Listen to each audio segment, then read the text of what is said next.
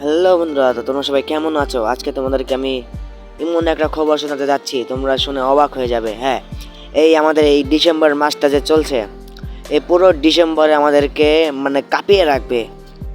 না, আমি শীতের কথা বলছি না, কারণ এখন আমি তোমাদেরকে যে কথা বলবো তোমরা শুনে পুরো অবাক হয়ে যাবে।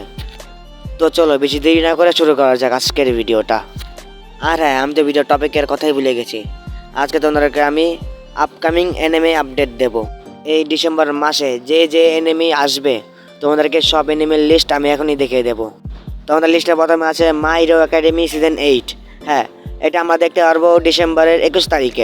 আর আমরা স্পাই এক্স ফ্যামিলি সিজন 3 সেই সেম ডেটেই দেখতে পারবো। হ্যাঁ, ডিসেম্বরের 21 তারিখে তোমরা দেখতে পারবে। আর হাইকিউর দুটো মুভি আসতে যাচ্ছে। হ্যাঁ, তোমরা সেটাও দেখতে পারবে ডিসেম্বরের 22 তারিখে, তারপরের দিন দেখতে পাবে আর কি। তোমাদের ডিসেম্বর মাসটাই যাবে একবারে হ্যাপি। এবং তার সাথে আজকের ভিডিও সবচেয়ে বড় আপডেট,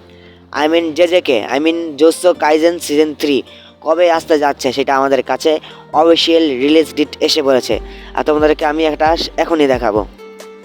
জোসো কাইজেন সিজন 3 তোমরা দেখতে পারবে ডিসেম্বরের 21 তারিখে।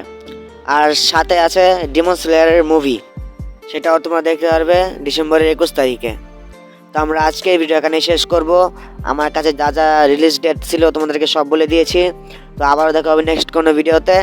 তো এবারের জন্য বাই বাই।